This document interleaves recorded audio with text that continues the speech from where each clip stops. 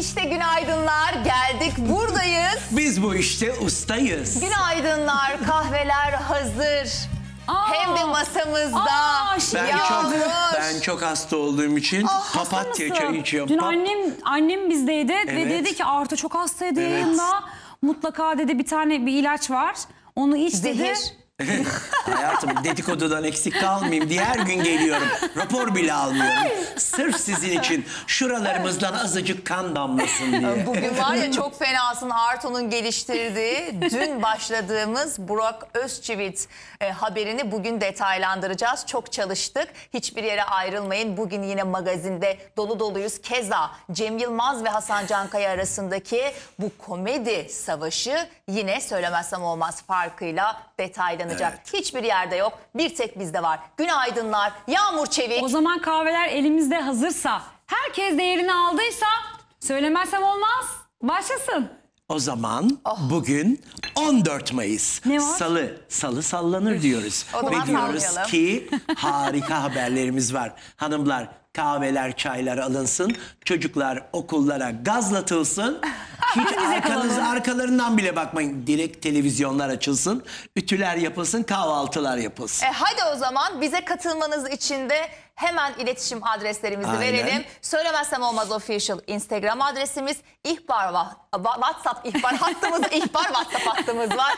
0552 770 06 23. Buyurunuz bize, sizler de katılınız. Yağmur Çevik. Blok Yağmur'u.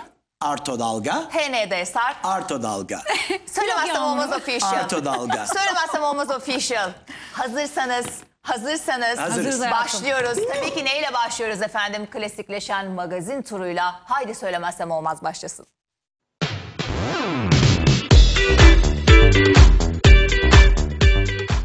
Yıldız Tilbe tarzıyla dikkat çekti. Sahneye yeşil uzun elbisesiyle çıkan ünlü şarkıcı beğeni topladı ve biraz da şaşırttı. Hafsanur Sancak Tutan'dan iyiyim pozu. Hafsanur Sancak Tutan sosyal medya hesabından yaptığı hastane paylaşımıyla sevenlerini endişelendirmişti. Oyuncu ameliyat olduğunu ve iyi olduğunu açıkladı. Zeynep Bastık'tan Oğuzhan Koç'a doğum günü kutlaması. Ünlü şarkıcı "İyi ki doğdun Oğuz'um" notuyla arkadaşının doğum gününü kutladı. Biz de buradan Koç'un doğum gününü kutluyoruz.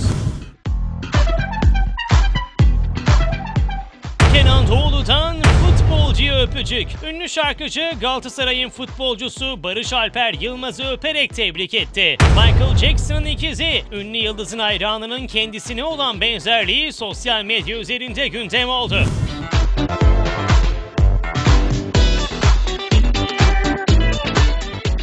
Melisa Döngel ve Cansu Tosun'dan set paylaşımı. Kirli Sepeti dizisinin oyuncuları setten eğlenceli anlarını paylaştı. Sen baktın mı konuya? Eşarbını yan bağlama, Amine Gülşen'in spor paylaşımı. Mesut Özil'in eşi Amine Gülşen spor yaptığı anları paylaştı. Amine Gülşen'in mavi spor takımı beğenileri topladı.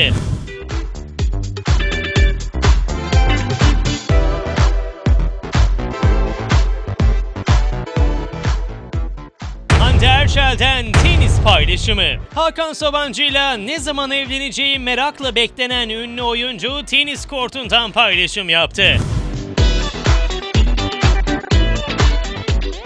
Ünlüler Atina'ya taşınıyor. Yunanistan 250.000 euro gayrimenkul karşılığında oturum iznini Ağustos ayında 400.000 euroya çıkaracağını açıkladı. Ünlüler telaşlandı. Serenay Sarıkaya, Özgü Özpirinççi, Erol Evgin gibi isimlerin ev arayışına girdiği öğrenildi. Serenay'dan ilginç açıklama. Son dönemlerde hem işi hem özel hayatıyla gündeme gelen oyuncu "kusurlarımı seviyorum" dedi. Demet Evgar sette kızını emzirdi. Ünlü oyuncu Bahar dizisinin setinde kızı Mavi emzirdiği anlarla sosyal medyada gündem oldu. O görüntü sosyal medya üzerinde en çok beğeni alan görüntülerden biri oldu. Samar Datkar hamile mi? Özcan Deniz'in eşi Samar Datkar Nişantaşı'nda görüntülendi. Sürekli hamile olup olmadığı merak edilen Samar Datkar konuya açıklık getirdi. Hamilelik haberleri çıkıyor tabii sürekli böyle. Yine geçen gün En son sizle konuştum. Öyle bir şey yok. Öyle bir şey yok. öyle bir şey yok. Teşekkürler.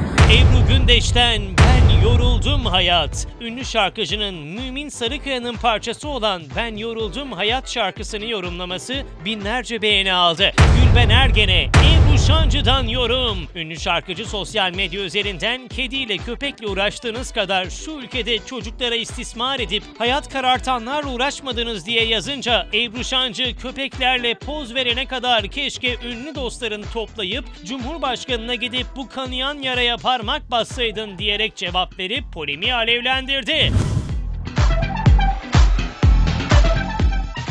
Yalı Çapkını oyuncusunun evi başına yıkıldı. Serter karakterine hayat veren Tufan Gökpınar olmuştu. Yakışıklı oyuncu Şişli'deki evi yan binada yıkım olurken kepçenin yanlış hareketiyle böyle yıkılmış.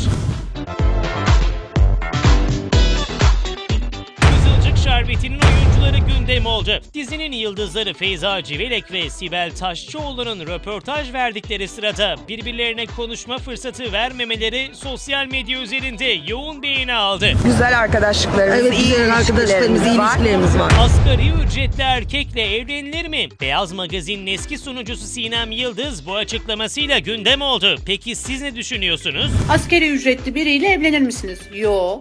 Niye evlenelim? Asla da evlenmeyin. Erkekler onlara zarar veren, onların parasını yiyen, onları aldatan kadınları başlarının üzerinde taşırlar. Aman sende yoksa bende var diyen her kadını ezerler. Sabah Tümer açıklamasıyla şaşırttı. Sabah Tümer iki kadının arkadaş olabilmesi için bazı kriterleri açıkladı. Bu kriterler sosyal medyayı ikiye böldü. Settar Tanrıöğen Nişantaşı'nda görüntülendi. Kızılcık Şerbeti'nin aposu Settar Tanrıöğen 26 Ocak'ta beyin kanaması geçirmişti ve hastanede tedavi gören ünlü oyuncu ilk kez Nişantaşı'nda görüntülendi. Bir kez daha kendisine geçmiş olsun diyoruz. Geçmiş olsun tekrardan. Sağ olun. Kenan İmirzalıoğlu gözyaşlarına hakim olamadı. Kim Milyoner Olmak İster'e katılan 6 Şubat depreminde annesi ve abisi vefat eden, kendisi de bir bacağını kaybeden Aylin Karakuş, ünlü oyuncu ve sunucuyu gözyaşlarına boğdu. Efendim evet, şimdi magazin turunda duygusallaştık yani. Böyle Kenan bizi mahvetti. Koca bir adam ya. Böyle sert bir adam. Öyle bir adamın ağlaması acayip dokunuyor. Mesela ben ağlasam kimse etkilenmez.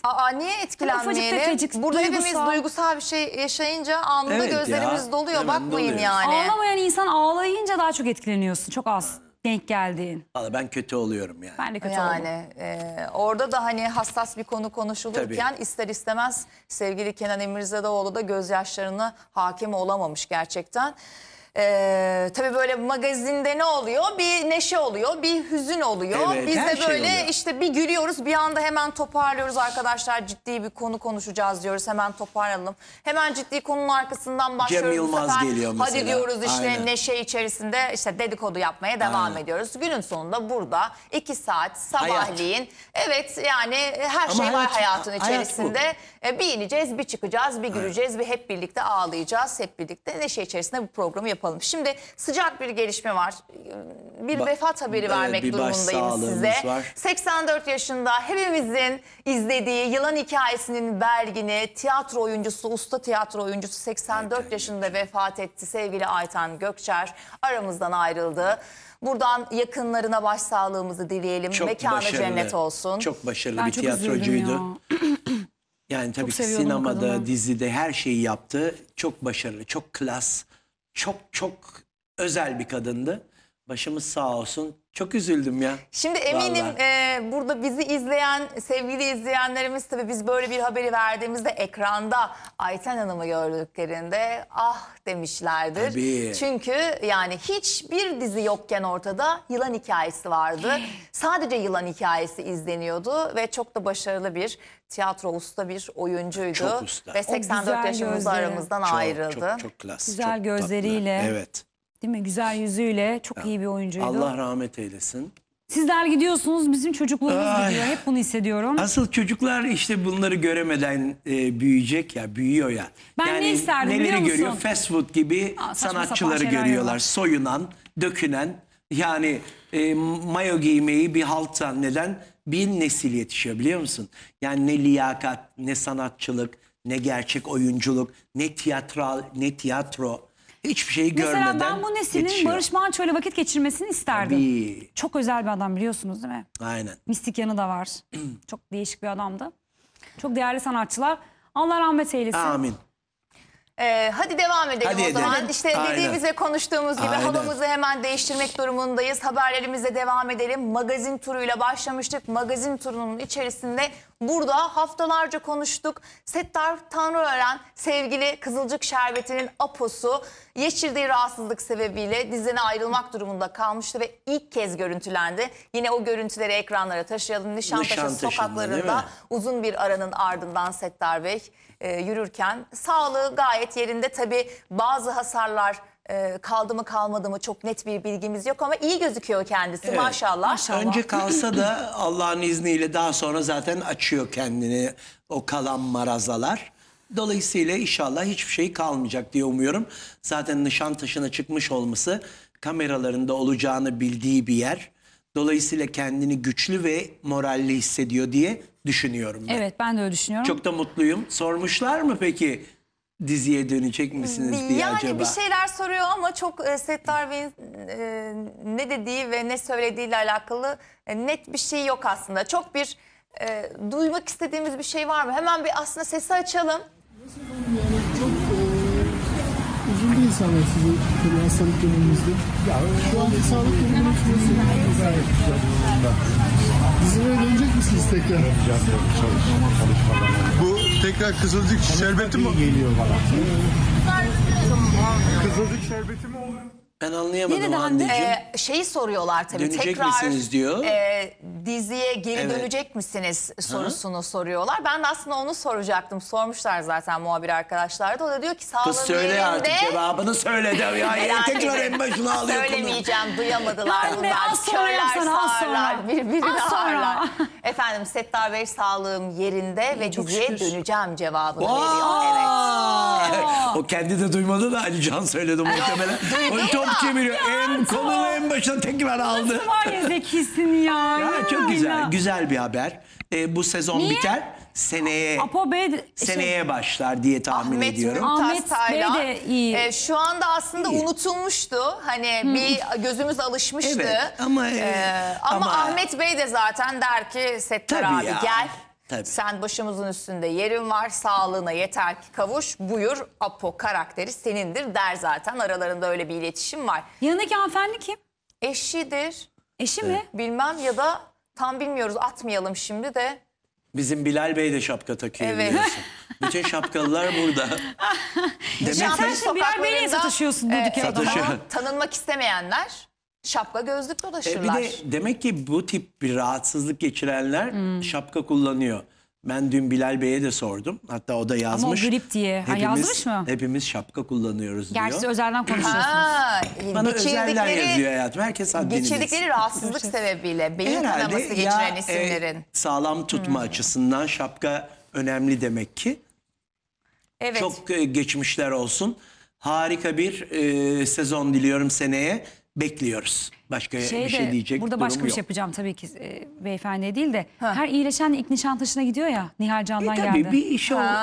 Nihal Candan'la Settar Bey'i bağlamak. Nihal Can'dan dolgularını gördünüz mü? Nihal Dolguları Candan oraya feci girmeyin. görünüyor. Bence hiç görünmese. Kime yaptırdıysan acil uzaklaş oradan. Çok kötü bir yanlış. dolgu. O Hayır saç zaten modeli. o kadar Çok anoreksiya kötü bir dolgu. hastalığında 37 kilonun altına kadar düşen bir insan sadece hani Çok kötü kilo gözüküyor. alsan Evet. tamam da o Hayatım kadar bak dolguyla. dolgu yaparsın. Elmacık kemikleridir. Çene hatları zayıf olduğu için yüzünü Kusura söylüyorum. bakma da bence hapisten çıkmışım bir şekilde izinle ayrı. veya bilmem neyle. Şu anda hiçbir şey yapmam biliyor O musun? ayrı da Yani. kim Ama yaptıysa Nihal çok kötü Candan'dan yapmış. bahsediyoruz günün Evet sonunda. ama Beklentiyi yani. yüksek tutmamıza gerek yok. Şimdi Doğru o söylüyorsun. konu başka bir zamanın konusu olsun. Tamam. Biz yine magazin turundaki konularımızdan devam edelim. Başka bir mevzu açacağım. Sabah Tümer'e aslında dikkatleri çekeceğim. Çünkü Sabah Tümer şöyle bir açıklama yapmış. Dinleyelim iki kız arkadaşın arkadaş olabilmesi için gerekli kriterleri açıklıyor. Allah Allah, bakalım neymiş? Önemli. Çok iyi iki kadının çok iyi arkadaş olması, yani bunu genelleyebilirsin tabii. İki kadının çok iyi arkadaş olabilmesi için hemen hemen aynı güzellikte, hemen hemen aynı kültürde, hemen hemen aynı ekonomik seviyede olması lazım demişti ki çok doğru bir laf. Yağmur, katılır mısın? Aynı güzellikte olmasına katılmıyorum. Çünkü benim çoğu arkadaşımla aynı güzellikte değiliz. Sen çok daha çirkinsin. Benden çok daha güzelleri var. Benim çok daha güzel olduklarım var. Ama ne var? Birinden aldığım kültür başka, birinden aldığım. Mesela bazı arkadaşlarım anne. O kadar mutluyum ki onlarla olmaktan. Bana anne gibi davranıyorlar. Benim hoşuma gidiyor. Bazı Tamam ama o arkadaşlarım klas olarak başka bir klasman ya. Bazı arkadaşlarım Onun dediğini anlıyorum ben. her Başka bir çılgınlığı şey diyor. yapıyoruz mesela. Her pisliği de yapabiliyoruz, yeri geliyor. Bu değişiyor. Hande ile başkadır, senle başkadır. Ne yapıyorsun her türlü çılgınlık? O bize kalsın. Nasıl yani? Kocandan habersiz barlara, gece kulüplerine mi gidiyorsun? Biz özgürlükler ülkesinde yaşıyoruz. Onun da bana güveni sonsuz, benim de ona güvenim sonsuz. Yalan. Neyse, Yalan. aramızda kalsın. Konu ben Şimdi değilim. bence Sabah Tümer tabii ki arkadaş, yani boyfriendlere sarkan bence kız arkadaşlardan bahsediyor. Çünkü başka yerden yakaladın sen şu an. İki kaliteli kadının, kaliteli derken illaki okumuş, illaki Yo, çok zengin. yo, aynen. İlla ondan bahsetmiyor. Kaliteli, abi ruhun kaliteli olsun. Gerisi hikaye. Bak, ne çok paran doğru bir oldu, şey söyledi. ne bir şeyin oldu. Ruhun kaliteli olsun. Ruhun kaliteli olsun ya. Yani senin niyetin iyi olsun. o kadar. Sen iyi bir insan ol. Para, pul, Yani. konum, şan, ünvan. Hiçbir şeyin önemi yok. Sen arkadaşının Orada sevgilisine sarktıktan sonra sen trilyoner olsan neye yarar? Sen arkadaşının ya da arkadaşının babasına sarkarsan eve gittiğinde ya da bilme. Yani bunlar çok çiğ ve çok kötü şey. Yani bu anlamda söylediğini sen kendin mi şu an? Ya bu aslında bütün sesi dengelerden. Bu Sabah çok fazla öyle şeyleri açmaz. Orada subliminal olarak iki kadının arkadaşlığından niye bahsediyor? Bu tip tabii kötü Ay, şeylerden neden? Çünkü daha kadın sonraki. arkadaşlığı çok uzun sürmez. Tabii. Bak, erkek arkadaşlığına bak. Daha uzun Mesela Mert Vidin'in bunun örneğidir. Hep der ki 30 yıllık 40 yıllık arkadaşlarım. Kadına bak, 20 yıllık arkadaşın. çok var. Benim çocukluk arkadaşlarım da arkadaşım, üniversite arkadaşlarım da arkadaşım, her yerde çalıştığım iş arkadaşlarım da arkadaşım. Ama işte o kişinin kendi karakteriyle İşte onu diyorum alakalı. sana. Yani iyi Çok insan, nadir iyi bir niyetli kadın. kız bulduğum an alırım. 10 elle sarılırım, kaybetmemeye Bir de çalışırım. Çünkü illa- insan sarılırım. bulmak çok zor. 16 tane arkadaşın olmasına da gerek Aa, yok. gerek yok. 5 tane olsun. Evet. 6 tane olsun yıllar boyunca ama hepsi sağlam olsun ki. İşte sağlam. Çünkü mesela Hande hakikaten yemeğe çıkıyorum diyor. Kimle çıkıyor? Ay diyor bebeklik 1000 yıllık arkadaşım diyor. Aynen, liseden evet, biliyorum. arkadaşlarımla diyor. Yani ama Hande zaten çok ritüellerine bağlı daha eski Daha model. geleneksel bir kafaya Evet, sahip. çok geleneksel. Ben Dolayısıyla de öyle bir kafaya sahibim. daha tutucu. Bak, ben birini seversem o insan için ölümüne giderim. Ay, sen Bak, böyle pek hayır, sağlam öyleyim. değilsin de. Hayır, Beni ben niye öldüreceksiniz. beni böyle gösteriyorsun? Beni öldüreceksiniz. Ya, yemin biz ederim. neler yaptık Ya. böyle yaptı bize. Daha tam ısınmadım. Ama tam daha ısınmadın. deniyorum falan. Bak, bende yalan yok. Bende yalan yok. Ben gerçekten hayatınızda görebileceğiniz dümdüz bir insanım. Birini ya seviyorsam Dümdüz seviyorumdur. olduğunu mutabız. çok düz. Bu arada bak, gerçekten ekran önünde ne kadar dümdüzse ekran arkasında da, biz şimdi burada kalkıyoruz, toplantı yapıyoruz. Aynı dümdüz. Hani durduramıyoruz. Dur sakin Yağmur, bir dakika, bir saniye, araya girmenin imkanı yok. Burada nasılsa dışarıda da aynı, orada mutabız. Bir de bizi yanlış anlamışsa yanıyoruz işte. Yandık. Bir de yanlış anlamışsa Yandık. Neyse, yanıyoruz. hadi kendimizi bırakalım. Neyse. Toplantıda Ama işte konuşalım, arkadaşlık boş verin. ya. Arkadaşlıktan bahsediyor Evet. Sabah. Arkadaş kadın kadını kurdudur lafını birazcık aslında burada Doğru. değinmek istemiş. Doğru. Tabii. Doğru, ama benim de Hande gibi, Artu gibi çok uzun yıllardır arkadaşlarım var. Aynen öyle. Hiç değişmiyor. Ne yaşarsak yaşayalım. İlk gördüğümüz gün gibi yıllar sonra bir araya gelsek bile o sıcak temas hiç kaybolmuyor. Ama zor. Kadın dostluğu yakalamak zordur. Sabahdan, yani Sabah'la ben aynı fikirdeyim. Genel anlamda, illa güzellik anlamında değil. Ama çoğu şeyin denk olması Peki anlamında. Sabah'ın bitiyor mu anne? Tamam, biliyorsunuz bu tamamlayalım. kısımlarda Konularımız olduğu var, için derinleştireceğimiz bazı konular. Hadi başlayalım. Şimdi yine Cem Yılmaz diyeceğiz çünkü durmuyor. Cem Yılmaz'ın o durmazlığı kendi stand-up gösterilerinde halen daha birilerine gönderme şeklinde devam ediyor. Onlardan biri Hasan Cankaya. Hasan Cankaya'nın aslında artık bitti tamam şakalaştık dediği söylemleriydi. Ama daha bence dün Hasan akşam. Can'ı duymadı o. Çünkü daha dün akşam o Duysun ya deklarasyonu da yaptı duymasın. ya. Önce Cem Yılmaz belki bununla alakalı bir dur tuşuna basmalıydı ama bu işi Cem Yılmaz sevdi. Cem Yılmaz göndermelerine devam ediyor. Hadi bir dinleyelim. Büyük olay. Bu görüntüler başka hiçbir yerde yok. Bunun yerine 6 kere Hasan Can'a giderim. Cem Yılmaz, Hasan Can Kaya salvolarına devam ediyor. Çok acayipsiniz. En komik sizsiniz. Hasan Can Kaya geri vites yapıyor. Düşüncelerimin ne kadar... Komedyenler Savaşı'nda ikinci perde. Konuşuyor ya. Hasan Can Kaya ve Cem Yılmaz otopark kavgası mı yaşadı? Hasan, ünlü komedyen Cem Yılmaz için ne dedi? Cem vitesi arttırırken Hasan Can neden hız düşürdü? Bunun yerine 6 kere Hasan Can'a giderim. Evet, hazırsanız komedyenlerin savaşında ilk cepheye gidiyoruz. Cem Yılmaz geçtiğimiz haftalarda bir gösterisinde Hasan Can Kaya'yı diline böyle dolamıştı. Konuşuyor ya.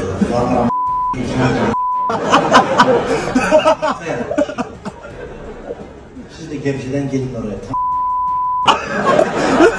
Cem Yılmaz'ın bu esprili göndermesini Hasan Can Kaya içerlemiş, verdiği bir röportajla olay açıklamalar yapmıştı. Hasan Can Kaya sert Kaya'ya çarptı. İddialı sözleri başına bela oldu. Oyuna benim yerime Veteran Komedyenler Ligi'nden Cem Yılmaz girmiş gördüm.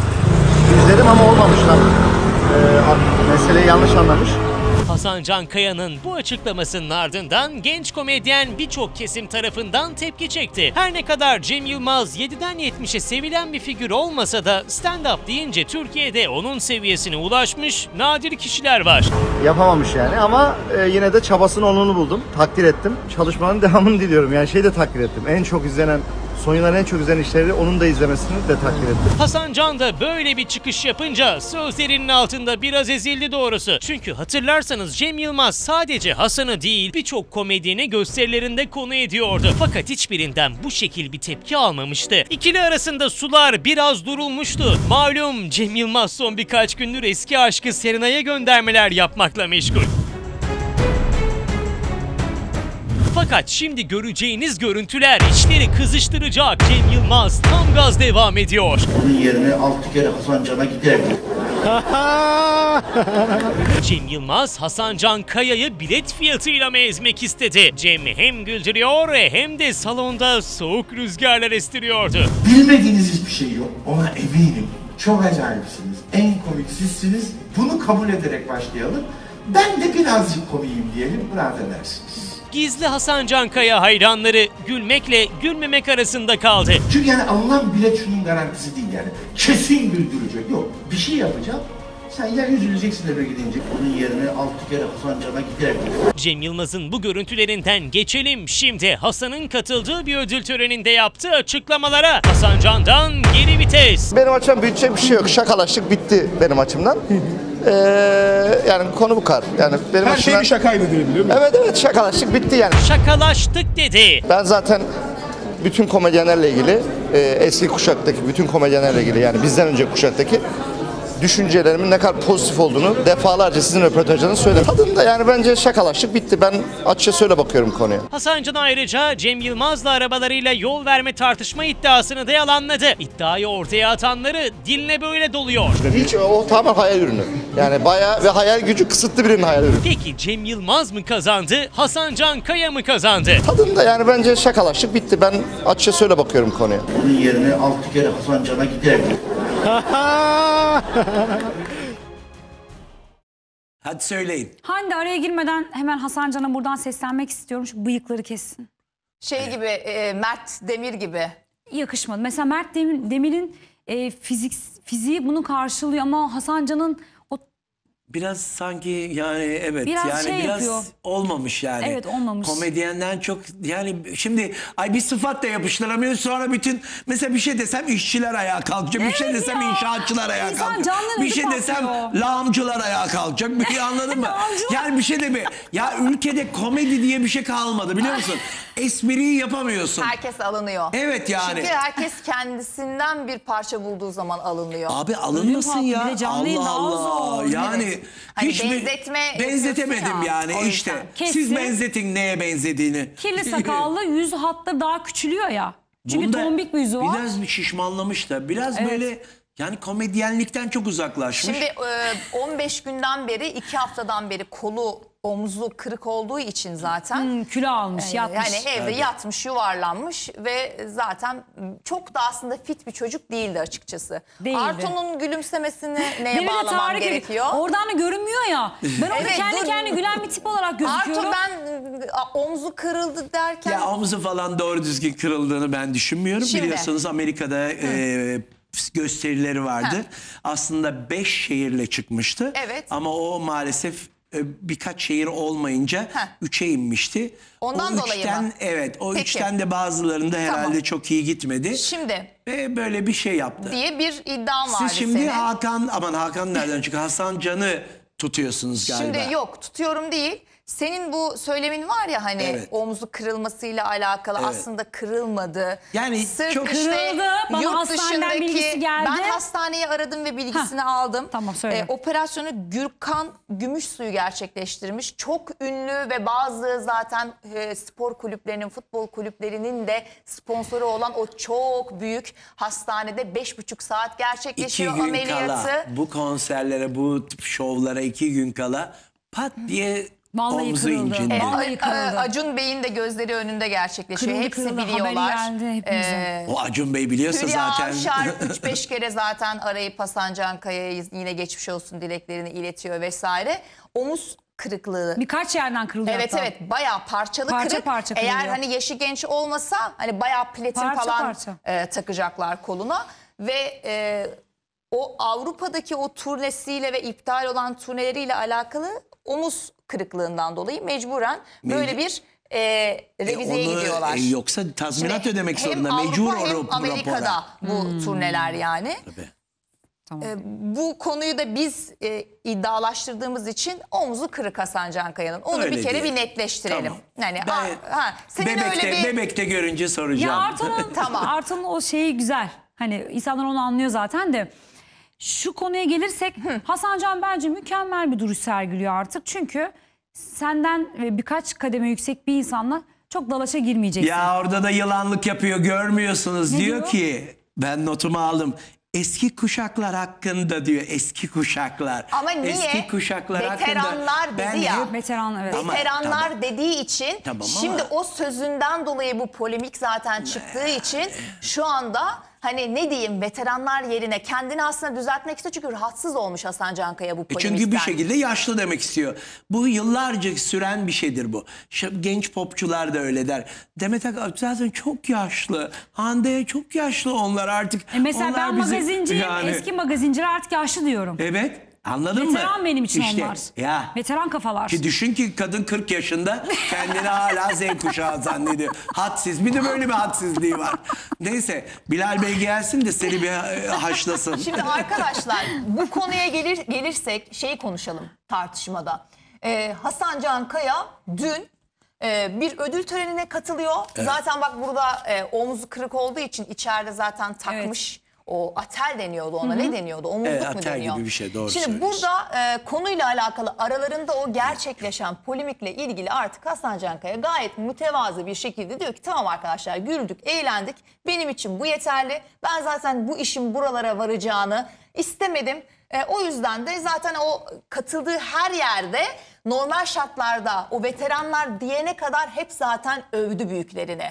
Yani Cem Yılmaz'ı da övdü, büyüklerim dedi, saygıyla abilerim dedi. Sadece orada bir anda. Niye? Çünkü dokundu. Cem Yılmaz Hasan Cankaya'ya dokundu. Şimdi Cem Yılmaz'ın Hasan Cankaya'ya bu kadar çok gönderme yapması neyi ispat eder? Neyi ispat eder Sen- biliyor musun? Ben halk olarak konuşayım. Hiç magazinci olarak konuşmayayım. Böyle evden oturan bir insan olarak Hasan Can'ın değer verdiğini gösteriyor. İzliyorsun. Cem Yılmaz sen Hasan Cankaya'yı bayağı izliyorsun. O yüzden de diline doluyorsun. Niye her stand-up gösterinde Hasan Cankaya üzerinden vurmaya çalışıyorsun? Mesela bir o gönderme söylediği yapıyorsun? şey 6 kere Hasan Can'a gidersin lafı Aşağılıyor onu. Evet. Aşağılıyor onu. Ya diyor ben ki şimdi diyor, benim bilet param diyor en az 2-3 bin lira, 5 bin lira. Ben bakıyorum. Seninki diyor 500 lira diyor. Mesela kötüsü. şimdi bunu bu şekilde gönderme yapmanın sebebi ne? Hani büyük olan sensin, büyüklük sende kalacak ya. Hasan Can Kaya 4 seneden beri var piyasada ve kendi talk show'uyla var. O bir tane talk show'uyla 200 bölüm doğaçlama yapmış bir komedyenden bahsediyoruz değil mi? İşte Exemplat Olabilir. hemen. Olabilir. Canlı Şimdi yayın bir platform, hatası. Acun Ilıcalı'nın platformu. Evet. Tamam mı? Şimdi bu platformun şu anda tutunmasının tek gider programı hangi program? Tamam. O platformdan... Konuşanlar. Onu da reklama girer belki ama yok konuşabiliriz. daha neler Konuşabiliriz değil mi? Artık Dizi korkuyorum Kızılcık ben. Şerbeti diyoruz. Daha artık galiba bu şey bir tek bize işliyor yani. Herkes her şeyi söylüyor. Söylüyor ama Allah. dikkat etmeye çalışıyoruz. Bir tek gözü bizde. Evet. Bak o platformdan Acun Ilıcalı'nın kurmuş olduğu o platformdan hangi programı çıkarırsanız batar. Hasan Can'ın. Kaç yıldan beri Hasan Can'ın o programı sırtlıyor o platformda. Sezen Peki bir şey Hakkı, söyleyeceğim. Sezen. Acun Hasan Can'ı nasıl keşfediyor biliyorsunuz değil mi? Bu formatı görüyor. Evet. Özel uçağını Hasan Can'a Evet. gönderiyor. Ve Hasan Can'a olduğu yerden bana getirin diyor. Bak bu kadar değer Evet, veriyor çok Hasan Can'a. değerliymiş. Ve Hasan Can'ın şu an 3 evi var. Varda var. Lan küfür etmekten başka ne Var yapıyor da ya? var. İyice kafayı yediniz siz de ya. Hasan Can çok yani, mutlu. Bak, küfürden toparlarsak- başka hiçbir şey Ya, yapmıyor. o ayrı. Ve editli stand-up'larını seyrediyorsunuz televizyonda. Hepsi editli. Kesiliyor, Hepsi kesiliyor, editli. kesiliyor. Muhteşem bir şey çıkıyor. Siz de abartmayın yani. Ay, Tamam. ilk Bir gün defa senle- komedyen Hayır da, görmüş şimdi gibisiniz. sen izliyor musun Hasan İzliyorum. Can Kaya'yı? Ben de izliyorum. Sen izliyor musun? Evet. Yani Evet. gel. Bak yani evet. Yalan söyledim mi? Hayır, Senle, izliyorum. senle bir gün Hasan Ha, Can bu arada Kaya'nın da programına seviyorum ben gideceğiz. onu biliyor musun? Tamam senle Ya gideceğiz. sevsem Sevdiğini de ısırıyorsun söylerim zaten. abi. Tamam Çatal dilli. ama senle Hasan Can Kaya'nın programına gideceğiz. Yok ne münasebet. Ve Hani o bilet alsana doğaçlamasını üçümüze. izleyeceksin. Doğaçlamasını izleyeceksin. Sen gittin mi? Evet. Doğaçlamasını orada o senin bildiğin Hande. gibi editler falan değil. Dümdüz nasıl akıldığına sen Ama şahit bak bana olacaksın söylediler canlı canlı. çok sıkılanlar da olmuş. Evet ya. Ben bunu biliyorum. Aynen Ben öyle. Hasan Can kaç Teşekkür yıldır var? ediyorum. 4 yıldır var. 4 yıldır da ben magazin yapıyorum. Saksı değilim ben buna. Biz bütün Neyse. haberleri Yağmur'dan alıyoruz. Arkadaşlar. 4 yıldır bana söylüyorlar. Sıkıldıklanlar var. Şimdi Sen bize bilet alsana gidelim. gidiyoruz. Söz. Vallahi söz. Tamam, bak, gidiyoruz. Neyse Canlı yayında bana göre milyonlar doydu. bak, bana göre Hasan Can her zaman dediğim gibi Hasan Can bir tek Acun Ilıcalı'yı güldürebilir o kadar. Neden öyle diyorsun kadar. Bak ya? nasıl Çocuklar fena ya. Bak, Cem koca Yılmaz'ı bir Harbiye platformu. açık havaya koy. Tamam. 10 gün. Bırak bir gün. Evet. Yanına da Hasan Can'ı koy. Ha. Hangisi Yılmaz. ki ne yapar? Tamam Gişelerde. da aslında ikisinin... Ya toz attırır ya toz. Yılmaz. 16 gün çıksa 16 gün doldurur. Hasan Can daha ikinci gün ya da üçüncü gün biter. Yapmayın. Yani biraz da Vallahi böyle bir şey liyakata, olmasını çok isterim. liyakata önem verelim diyoruz ya. Liyakata da önem verelim. Böyle bir Düello. aynı anda Kim? iki Toz farklı eder Cem Yılmaz. sahnede çok isterim. Cem- Toz Toz eder, toz katılıyorum. toz eder. Çok isterim. Katılıyorum. Hadi, Toz eder. geçiyoruz. Ama burada Hasan Can'ı bu arada seviyorum. Çok yani seviyoruz. ama, İkisi de çok ayrı dallarda tabii başarılı. Yapacak bir şey yok. burada ama yani olayı devam ettiren ve bu işi seven de Cem Yılmaz. Sürekli diline dolayan da Cem Yılmaz. Baya baya yeni bir- izliyorsun sen onun Hasan için Can'ı. yeni bir Cem enstrüman. Yılmaz'ın ve Serenay'ın arkada da Serenay'a birazcık geçelim. ben peşindeyim. Geçiyor muyuz? Serenay'a geçelim. Cem Psikolojisi Yılmaz hiç iyi derken. değilmiş bu arada. İşte o psikolojide Serenay Sarıkaya ile Cem Yılmaz arasındaki de o göndermeler hala devam ediyor. Cem Yılmaz, Serenay Hasan Can'la çıkmaya başlarmış. Hadi bakalım şimdi de Cem Yılmaz Serenay Sarıkaya göndermeleriyle devam edelim. Ay düşünsene öyle bir şey oldu.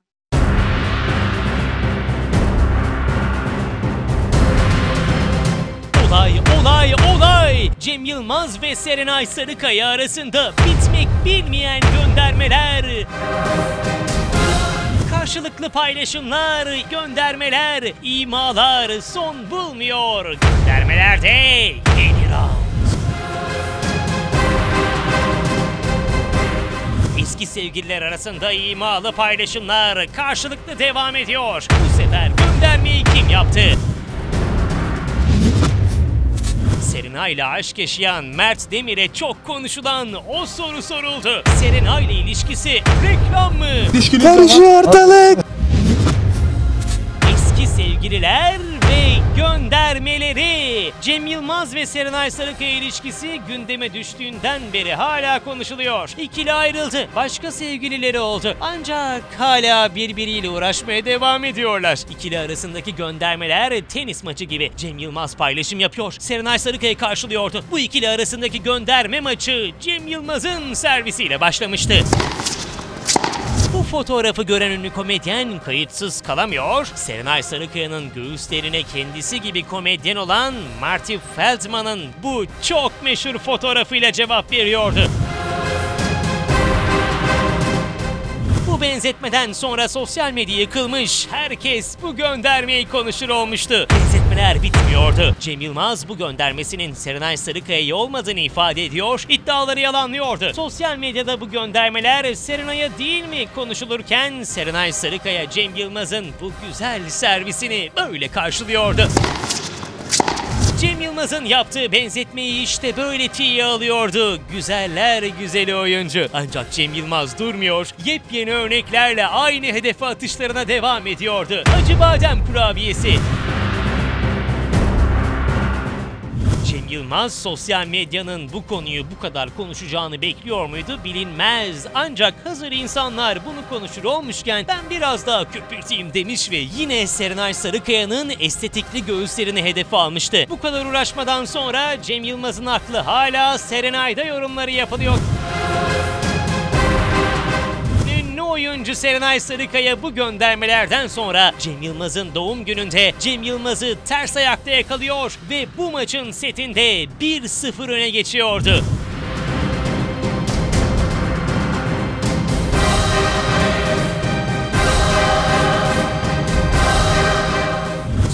Cem Yılmaz'ın Hasan Cankaya ile olan tartışması araya girmişti. O da başka haberimizin konusu. O konuda da yeni gelişmeler var bu arada. Hız kesmeden haberimize devam ediyoruz. Serenay'ın olay yaratan davranışları. Geçtiğimiz hafta Serenay ve ekip arkadaşları Kimler Geldi Kimler Geçti'nin galasındaydı. Ve Serenay Sarıkaya'nın işte bu davranışları damga vurmuştu.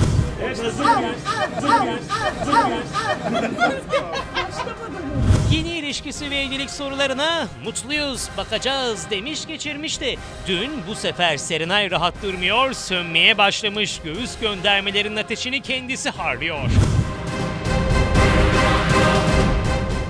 Arkadaşlarıyla mutlu bir gün geçiren Serenay işte bu hareketiyle Cem Yılmaz'ın yaptığı benzetmelere gönderme yapıyordu. Ve Mert Demir'e Serenay ile olan ilişkisi başladığından beri konuşulan o soru soruluyor. Serenay Mert Demir aşkı reklam ilişkisi mi? Ama çok da yorumlar yapıldı aslında bu ilişki için. Yorumlar yapılır, yapacak bir şey yok.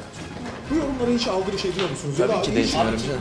Bulunduğunuz gelmiş olduğunuz noktaya baktığınız zaman yapılan PR yorumları sizi etkiliyor mu? Hiç önemli değil benim için. Mert Demir cevap vermekten kaçıyor. Hülya Avşar Murat Boz'u konuk ettiği programda Murat Boz'un beğendiğin biri var mı sorusuna bakın Avşar ne cevap veriyordu. Hülya Avşar'ın beğenisini kazanan Mert Demir'e bu beğenilme soruluyor. Bakın şarkıcı ne cevap veriyor. Gerçekten. Hülya Avşar da sizi çok beğendiğini söyledi ama. Sağ olsun. Sizin bununla ilgili yorumunuz nedir? Serenay kızmaz söyledi ama. Teşekkür ederim. Gelelim Mert Demir Serenay Sarıkaya ilişkisinin kafalarda oluşturduğu soru işaretlerine. Sevgilisi Serenay eski sevgilisi Cem Yılmaz'ın paylaşımlarına mesajlar gönderiyor. Acaba bu paylaşımları sorun etmiyor mu? Yoksa Serenay Mert ilişkisi gerçekten reklam ilişkisi mi? Serenay'ın dün yaptığı paylaşım normalde çok büyük sorun oluşturması gerekmiyor mu? Güzel giden de bir ilişkiniz Karışıyor ortalık. Bu ve daha bir sürü soru. Bakalım zaman bize ne gösterecek? Söz söylemezsem olmazın başarılı yorumcularında. Bakalım bu konu hakkında onlar ne düşünüyor? Güzel giden de bir ilişkiniz Karışıyor ortalık. Şimdi geldik Serenay Sarıkaya Cem Yılmaz Ne oldu göndermesine. Ya Bilal Bey harikasınız ya. Vallahi Bilal Bey hep seni merak ediyordum. Çalışmak bugüne nasip oldu ama gerçekten harika bir adamsın. Enerjisi çok yüksek değil mi? Nasıl yüksek. geldi Sen hemen başkalarına havamızı da öyle değiştirdi? söylüyordun. Ay söylemedi. Hiç Ömer'e buradan seslendi mi? Harika bir Buraya röportaj oldu Bebek'te. Serdar Bak Ortaç kendine tüm geliyor. içtenliğiyle cevap verdi. Ne dedi? Bütün sorularımıza. Az sonra. Tek tek. Az Az sonra mı? Şimdi Az sonra. söyleyemem. Şimdi biraz... Çocuk istiyor mu dedim. O nasıl gidiyor dedim. Tarkan'ı beğeniyor hepsinin musun cevabını? dedim. Fahriye'yi beğeniyor musun Ya. dedim. Bizi sordun mu? Çok sizi sordum. Sizle ilgili yorum bile yapmak istemiyorum. Tanımıyorum dedi. demiştir. Sizi zannetti ki ben başkalarıyla aslında program yapıyorum. Bizi hiç bilmiyor. Evet. Veteranları zannetti. Biz yayın başladığımızda da bazı ünlüler bana yazdı. Güya Arto'ya yazacaklar da bana yazmışlar da neyse. Neyse. Yağmur, veteranlar sanıyorlar diyor. Veteran yeni şeyimiz. Aynen. Tamam mı? Mottomuz. Şimdi hadi. Hadi. Bugün fıkır fıkırız oradan oraya daldan dalayız. Allah aşkına şu ekranlarınızdaki göndermelerden gönderme beğeniyoruz. Bu Cem Yılmaz'la Serenay Sarıkaya, siz ne yapmaya çalışmaktasınız? Sizin amacınız ne? Eğer ne yapacaksınız yapın artık. Yani bunu birbirinize sosyal medyadan yaptığınız göndermelerle değil. Buluşun ya, biz buluşturalım sizi. Biz Cem Yılmaz'ın evini biliyoruz, Levent'te ya. Yani götürelim seni. Yani bir sohbet edin. Bu abuk subuk şeyleri yapacaklarınıza. Yani Bu son Bir paylaşımı. şey söyleyebilir miyim Söyle, size? Hele. Bu dizi bir sene önce çekildi. Evet, yazın çekildi. Ve saçları burada küt. Yani o dizide küt. Yani burada da küt. Nerede küt? Ben mi yanlış görüyorum? Ama Burada bu küt dizi değil mi? setinden paylaşımlar yaptı yeni. Dizi O şu an yüzden. çekilmeye devam ediyor mu? Bitti. O zaman eski fotoğrafları, dizi şimdi yayına girdi ya. Yani Cem Yılmaz'a gönderme olmayabilir, onu demek istiyorum. yok canım, Ama bunu bu seçmesi. illaki göndermedir. Bunu Çünkü- seçiyor ya. Tabii. Dump serisine koyduğu için tabii. diyorsunuz. Yani Çünkü- havlar. Tamam mı? Aynen. Aa, zaten Havlar. olay ya. Ondan sonra olay. bu şeyler, şaşılar. Hani biz şimdi burada 1000 tane fotoğraf çektiriyoruz. Tabii. O 1000 Bir de tane niye fotoğraftan böylesini- bir taneyi seçiyoruz. Bir güzel kadın olarak niye böyle daha absürt olanı Aynısını seçesin, yapmış anladın bak. mı? Aynısı. Yalnız göndermeler yerini cuk diye buluyor. Çok güzel gönderiyorsunuz Sizce ya. yarım mı kaldı bu aşk? Ben bir şey duydum Hırs. ama hiç gerçekten bak doğruluğunu bilmiyorum. Bu bir tamamen duyum. İlk şundan başlayacağım. Serenay'ın göğüsleri ayrık ya. Evet. Cem Yılmaz bununla dalga geçti ya. Evet. Gerçekten Serenay çok rahatsızmış göğüslerinin ayrıklığından. Aha. Ve toparlamak için de birkaç kere işte ameliyat için başvuru yapmış. Onun ameliyatı yok ki. Nasıl Ancak olabilir? büyütme ve küçültme ameliyatı var. Niye? Ama O yapı meselesi. şuradan ayrıktır. diktiğinde Aa, şuraya olmaz toplanmaz ki. mı? Aa. Arto Hayır, ben Tamam, sesli bilmiyorum. düşün Evet. Ben de bilmediğim bilmiyorum. için. Bu yok arada. o yapıdır. Senin Ayrıklığı. ayrıksa ayrıktır. Sevmiyormuş. Ancak büyütürsün, küçültürsün. Bununla da sonuç olarak bu vücudunun bir parçası ve Cem Yılmaz sen eski kız arkadaşının göğüsleriyle yani dalga geçecek kadar adileşiyorsun mesela. Çünkü Serenay'ın boyunu biliyormuş. Dediğin gibi. Yani rahatsızlığını Evet. mı? Rahatsız olduğunu biliyormuş ve o yüzden yapmış. Ama niye yaptı bilmiyorum. Çünkü Serenay ile Mert Demir'in gerçek bir ilişki yaşamadığını emin olun. Arkada herkes, mesela biz biliyoruz arkadaki insanlar olarak. Onlar da biliyordur. Niye Serenay ile uğraşıyor bu kadar, ben onu anlamış değilim. O Mert Demir'i bilmiyor mu? Yani benim O en ödül başından gecesinde- beri iddiam Sesini Serenay kim? Sarıkaya ile alakalı Cem Yılmaz'ın bitmeyen aşkı. Yani ondan Serenay'ın da aşkı varmış. Serenay mı Cem Yılmaz'a? Bence Serenay'ın umru değil. Bak o kadar söyleyeyim. Umru değil. Bence bu ilişkide Cem Yılmaz Serenay'ı unutamamış. Senin haberinde ellerinde çiçeklerle Gitti. kapısına gittiği. Evine 2 kere. 2 kere gitti ve red yediğiyle alakalı. Bu ilişkideki canı acıyan ve zaten göndermelere başlayan isim Cem Yılmaz'dır. Cem Yılmaz gönderme yaptıkça Serenay onunla dalga geçiyor. Sen istediğin kadar gönderme yap, ben hayatıma bakıyorum diyor. Dalga geçiyor zaten. Yani. Dediğiniz gibi, çünkü bir sene önce çekilmiş fotoğraf. Şimdi bu fotoğraf senin söylediğin gibi o Kimler Geldi Kimler Geçti dizisi geçtiğimiz yaz çekildi. Serenay da dün bir dump, yani bir albüm paylaştı. Serisini ve yaptı. o serinin içerisinde kendi rol arkadaşlarıyla birlikte çekilmiş bu fotoğrafı da paylaşmayı tercih etti. Bunun sebebi de Sebebi Ama belli. burada bak gözler bitişik. Martin Ferman'da gözler ayrık. Heh. Evet Yani, ama Serenay şey mi öbürünü demek istiyor? Hayır, yapamayacağı için. Hani ben ekrana bakın. Cem Yılmaz'ın çok meşhur reklam Aynen. filmlerinden bir tanesindeki. Serenay şey demek istiyor herhalde. Ben de bitişik olsun istiyorum ama Allah vergisi. Şu an Serenay Ben vurdu böyle golü bir oldu. senaryoyu Gülseren Budayıcıoğlu'ndan bile duymadım Ama yani. çocuk şaşı yapmış yani. Ulan Ama- böyle yapamayacağına göre Ama bir kere yapamazsın. yaptı ya. Böyle ayıramazsın ya. Hemen sana gösteriyorum. Ama yani öyle ayıramazsın ya. Bekle. Dolayısıyla yani Nasıl Serenay olacak? için Gruba sesleniyorum buradan. bu daha kolay diye Gruba yapmıştır sesleniyorum bunu. buradan diyor. Hemen bulun bana ne olur. Ya beni öldüreceksin. Yani burada Serenay Sarıkaya'nın bu paylaşımı yapması da yine Cem Yılmaz'la dalga geçmesiyle ilgili bir gönderme olduğunu düşünüyorum Evet ben. ama doğru bir yaklaşım.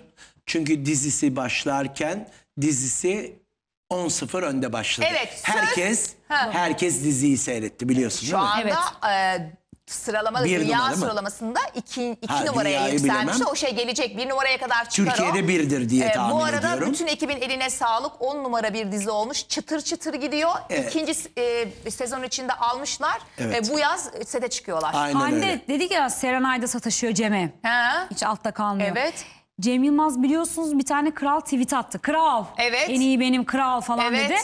Serenay bir gün sonra ya da 2 gün krallı sonra bir şey değil, Evet, değil mi? evet. Mert Demir'in Doğru. postuna kral, Kral emojisi emojisi koydu. attı. Yani şöyle boynuz yapayım da şöyle. Ha kral emojisi Evet. boynuz mu o Hayır, değil mi? kral Ha, yani, kral tacı koydu. Tamam. Çünkü Devam aynen. ediyor. Ediyorlar Kral yani. taçlı emoji var ya bir tane çocukta. Peki Cem Yılmaz mı Serenay Mert mı deme Demir mi? sakın. Cem Yılmaz. C. Şıkkı. Şimdi yeni Evet. nesile sor. Bak şimdi yeni Hiçbiri. nesile ben çok içi dışlıyım. Mert yeni nesil Cem Yılmaz'ı çok sevmiyor bu arada. Cem Yılmaz biz seni çok seviyoruz ama yeni nesil Cem Yılmaz'ı ya tanımıyor ya Çünkü başka bir tanımıyor. şey. Çünkü çok uzun Tanımıyor. yıllarda Bir şey stand-up yapmıyor. yapmadı. Stand-up yapmıyor. Aynen çok öyle. büyük hata. Arkadaşlar, Onlara sor Mert Demir der. Neden biliyor musunuz? Yeni nesil YouTube izliyor. Yeni Kesinlikle. neslin izlediği Devam çocuklar. telefonlar. Ve de YouTube'a yeni düşen nesil düşenler. Burada öyle gideyim de bilet alayım da. Bak ben de gittim stand-up öyle yeni nesilden falan öyle ancak Senden, ailesiyle birlikte gelen vardır. Aynen. Yoksa full yani 40 plus. Evet, Anladın mı? 30-35 Ben plus. gencim. Ben 20'lik olarak gittim yani oraya. Gençsin aşkım. Yaşım arkadaşlar ömür uzadı. Artık görüyorsunuz hiçbirimizin yüzü yaşlanmıyor. Z kuşağı.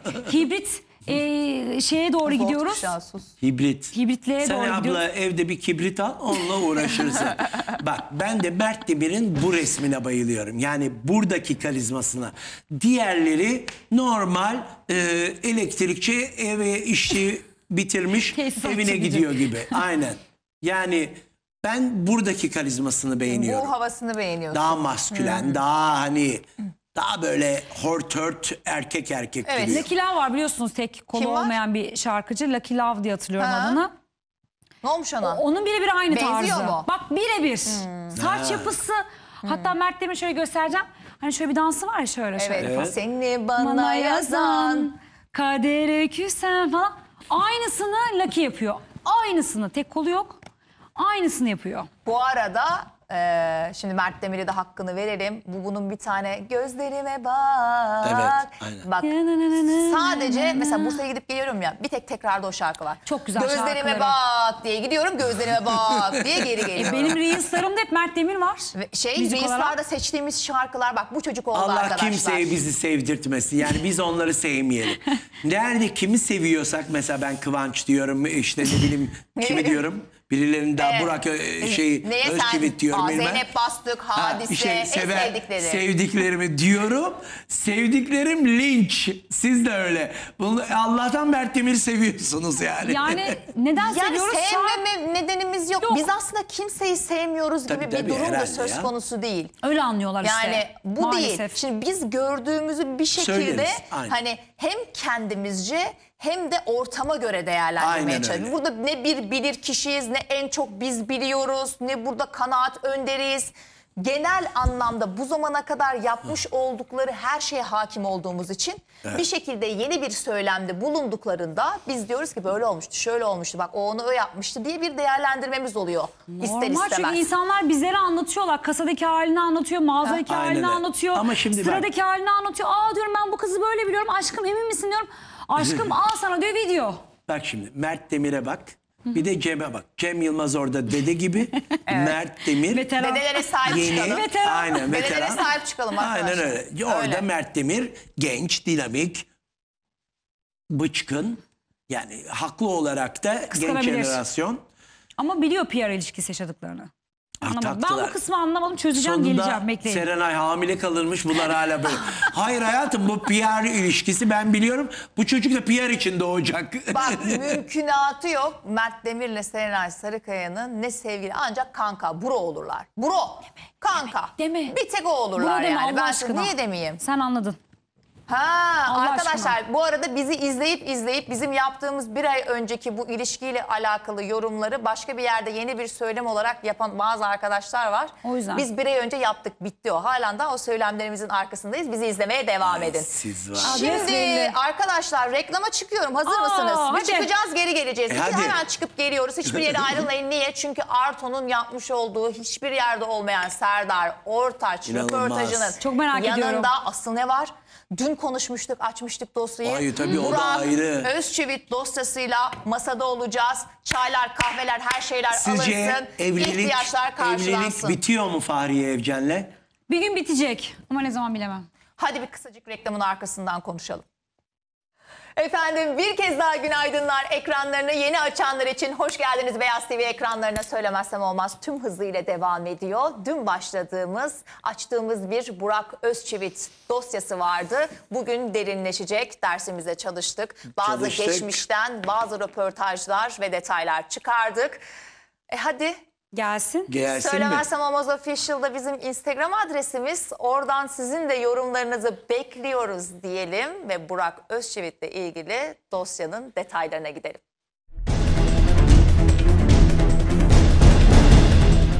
Olay! Fahriye Evcen'le Burak Özçivit'in evliliği sallantıda mı? Kıskançlık söylentileri, ihanet iddiaları. Yakışıklı oyuncunun Orta Doğu'da bir araya geldiği güzel isim Ravan bin Hüseyin, hadisenin eski eşi Mehmet Dinçerler'in ardından şimdi de Burak Özçivit'i mi gözüne kestirdi? Ravan, Burak Özçivit'i yakın markaja mı aldı? Burak yurt dışı seyahatlerinde ipin ucunu kaçırdı mı? Fahriye Evcen, Burak'ın seyahatlerinden ve kadın hayranlarıyla olan samimiyetinden rahatsız mı? Ravan bin Hüseyin, söylemezsem olmaza geçtiğimiz yıllarda ne açıklamalar yapmıştı? Çok şaşıracaksınız. When I see people like you running, I was like, we don't have this in Dubai. So I was like, oh. Söyler misin gayet samimilerde?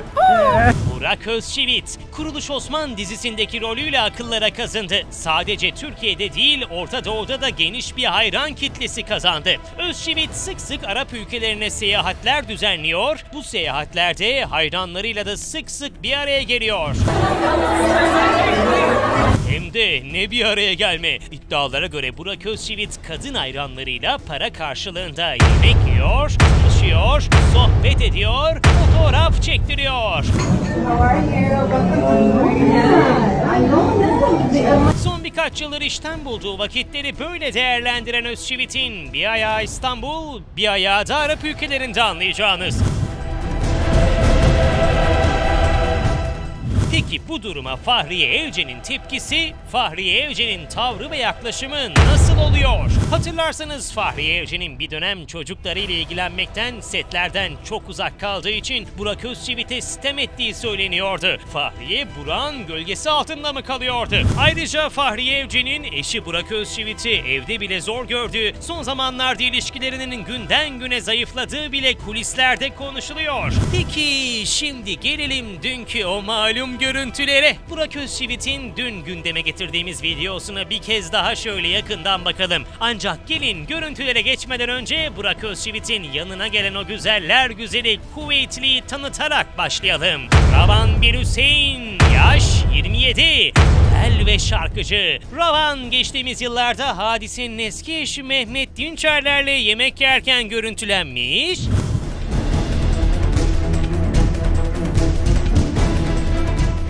Hatta bir düğüne de birlikte katılmışlardı. Mehmet Dinçerler'in hadisenin ardından gönlünü Kuveytli güzele kaptırdığı söylenmişti. Ancak ikilinin bu birlikteliği rafa kalkmıştı. Aralarında reklam aşkı olduğu iddia edilmişti. Hello, please, look at me. ask a question. Are you in love with me? I know you are. You know Mehmet Dinçerler? You know Mehmet Dinçerler? I don't speak. You don't Mehmet Dinçerler. Mehmet Dinçerler. You don't. You don't Mehmet Dinçerler? Listen, I have a new song called Adios. Please listen to my song. I'm Kuwaiti, and it's my first time today in a Turkish wedding. It was the best time ever. Benim Turkish seni seviyorum. I love it. But for me, because I'm from Kuwait, from Dubai, and Kuwait, I live in Dubai. When I see people like you running, I was like, we don't have this in Dubai. So I was like, oh. Söyler misin gayet samimilerde? Yeah, listen. Hayır. But who is this guy? I don't know this guy. Söylentilere göre Ravan bin Hüseyin çok ama çok zengin bir kadın. Türkiye'de de adını duyurmak için Mehmet'e kanca takmıştı.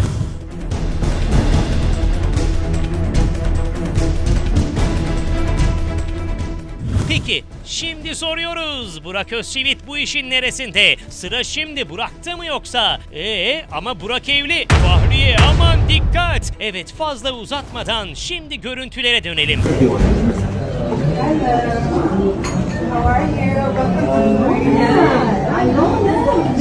Ravan bin Hüseyin içeri giriyor. Burak Özçivit güzel ismi bakın nasıl süzüyor.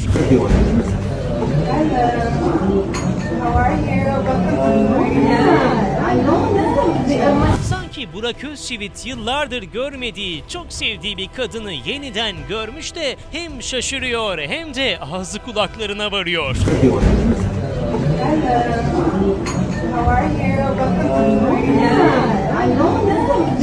Burak Özçivit'in gözlerinin içi gülüyor adeta.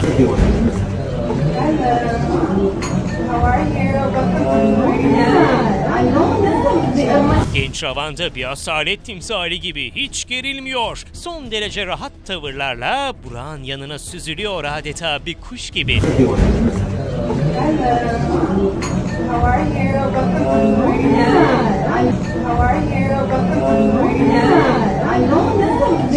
İkilinin arasındaki yakınlık hakkında dün programımızda olay yorumlar yapıldı. Buranın devamı bence var. Kusura bakma Fahriye. Tabii bu enerji bana şey geldi. Bak Yüksek nasıl enerji geldi? geldi. Ya istiyorsanız bizi alın. Bir dakika. Yakın görelim Ya Burak'ı. bir yakın görsek daha iyi olur. Burak'ın yüzünü yakın görün bakın. Sosyal medyada da ikilinin yakınlığı ve Fahriye Evcen hakkında ilginç yorumlar yapıldı. Peki siz ne düşünüyorsunuz? Fahriye Evcen ve Burak Özçivit arasında neler oluyor? Fahriye eşi Burak'ı kıskanıyor mu? Araları bozuk mu?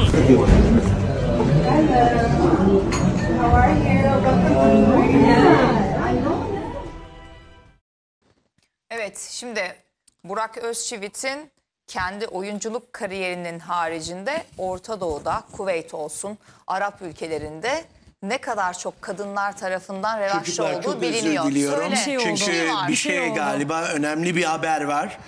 Hayır olsun. İnanamıyorum çocuklar. Şu anda Artun ne o? Mehmet Ali Bey. Mert Demir arıyor. Alo Mert ben. Mert mi? Mert Demir. Efendim yayınımızda Türk sanat musikisinin genç seslerinden, genç az solistlerinden Pınar Eliçe. Veteran Pınar Eliçe. Mehmet Ali Erbil genç jenerasyon Z kuşağının baş aktörü. Yapımcımız Bilal Özbilge. Evet duyuyorsunuz değil. Pınar Eliçe geçen gün Emmy ödülünü aldı. Emmy. En iyi Emmy mi? Evet en iyi Emmy. Oscar'a adayım. Seneye de Oscar'a adayım. Pınar sen niye bak Mehmet Ali'nin eşi ortada şu anda. Mehmet Ali'nin eşiyiz şu anda. Evliliğiniz nasıl gidiyor? İmam nikahıyla evlendiğinizi duyduk. Duyduk. Ayol cezası var öyle şeyler denir mi? Var mı cezası? Abi. Ben alyansı gördüm yüzüğü takmış Gülseren. Bakar mısınız Gülseren yüzüğü takmış. Yüzüğü takmışsın Mehmet Ali. Yakında düğün var söylediler bana açıkladılar. Aman yüzüğü taktı sponsor orada verince yüzüğü ne yapalım? Reddetmedik. Ya seni Allah... Mehmet Ali, çocuk istiyor musunuz? İnşallah. He? İnşallah. Şu Allah büyük. ya yaparsan iyi olur. Yasmin için de iyi olur. Yasmin bir kardeşi. Yayınımıza dönelim. Hadi. Peki bir şey söyleyeceğim. Yayından. Serenay Hanım oradaysa konuşabilir miyim Serenay Hanım? Serenay Hanım yok. Serenay yok, ben varım. Ben ama peşinden çok koştuğunuzu duydum Serenay'ın. Doğru mu? Allah korusun. Niye? Allah korusun. Ortalığı Arto. Eşim burada eşim. Ha tamam, pardon. Pınar Eliçe. Eşim diyor ya. Evet, eşim diyor tabii. Aa, Kızlar selam. selam. Günaydınlar herkese. Bizi izleyin. Her sabah sizinle uyanıyoruz biz. Malik konumuz Burak Özçivit. Ben şimdi Evet, buradaki konuşmayı yapımcımızdan duydunuz sonlandırıyorum. zilin sesini. Konumuz Burak Pınar'cığım, çok teşekkür Özçivit'i ediyorum. toparlıyor. Ben teşekkür Malik ederim. çok teşekkür ediyorum. Hadi. Öpüyorum. Kolay gelsin. Seviyorum. Pınar Eliçe öpüyoruz Çok seni. öpüyoruz. Sevgiler efendim. Bir fotoğraf Dubai'de $8.000 para almış bu Burak Bak Özçivit. orada programı yapıyor. Yavrum katılamayacağım bu yorumlara. Peki bir şey söyleyeceğim. Sana O yüzden ya kapatıyorum Mehmet Ali kaçtı. Pınar Eliçe. Hadi. Pınar Eliçe. Hadi Arto. Haydi bakalım. Efendim güldük eğlendik. Konumuza geri dönelim. Konumuz Bilal Özbilge zaten pasını attı. Burak Özçivit. Dün burada konuşmaya başlamıştık. Neyini konuşuyoruz şimdi Burak Özçivit'in? Aslında çok başarılı. İşte çok uzun zamandan beri devam eden bir dizisi var. Milyonlar kazandığı Kuruluş Osman. Reklamlardan keza aynı Evet. şekilde reklam şeylerinden, Anlaşmalarından. serilerinden, anlaşmalarından milyonlar keza Evet. yine kazanıyor. Dolayısıyla işinde çok iyi para başarılı. kazanan ve çok başarılı bir Evet. aktör. Aynı zamanda Türkiye sınırlarının dışında da Orta Doğu'da, Arap ülkelerinde, Kuveyt olsun kadınlar tarafından özellikle çok beğenilen bir oyuncu ve burayı da kullanıyor Burak Özçivit. Neydi? Geçtiğimiz günlerde yine bir haberi vardı. Kuveyt'te 80 zengin kadınla yemek yedi. Evet. Habere bak, çay demle. Yani Şimdi bunları neden sıralıyoruz ardı arkaya? Çünkü hani çok başarılı bir dizi var, milyonlar kazanıyor. Birçok reklam anlaşması var, çok para kazanıyor. Ama onun haricinde burada hani kadınlarla yemek yeme olayındaki para kazanma olayına mecbur mu? Yani böyle bir, bak biz burada anarken bile, bunu cümle kurarken bile bize böyle bir kulağımıza çirkin geliyor. Çünkü niye? Bu durumda olan başka bir ünlü kadın olsa ve 80 ünlü Arap Erkekle, şeyhiyle aynen. yemek yese biz burada neyi konuşuruz? Ben burada Fahriye'yi tabii. manipüle ettiğini düşünüyorum. Nasıl Kadının yani? mı, Ravan'ın mı?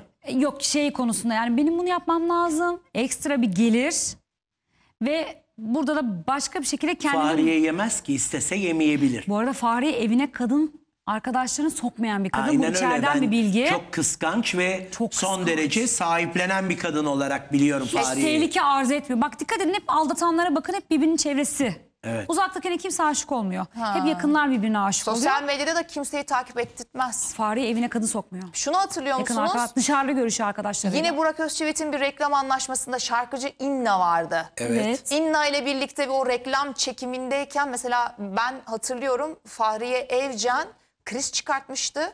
Kıskançlık krizlerini konuşmuştuk. Evet. Ve o dönem o setten çıkmamıştı Fahriye Evcen. Aynen öyle. İnna'yı takip etmesine asla izin vermemişti Vermez, Burak Özçivit'in. asla. Şimdi biraz kontrol ettim. Burak Özçivit zaten kendi rol arkadaşlarından da kimseyi doğru dürüst takip edemiyor. Mesela Ravan'la resmini koymuş mu? Hayır. Asla Görmedim. koymamış değil mi? Bir Arap şeyhiyle bir fotoğrafı var, şu an storiesine baktım. Ama mesela o kadınlarla gidip de hani bir de dün getirmiştik ekranlara, $8.000 para veriyorsun. Burak Özçivit'le fotoğraf çektiriyorsun. Şu görüntüler var ya efendim ekranlarınızda. Burada işte Ravan dediğimiz o Kuveytli yürüyüşe bak. ünlü şarkıcı, model kız. Bak içeri giriyor. Evet. Bir sesini açabilir miyiz Bilal Bey?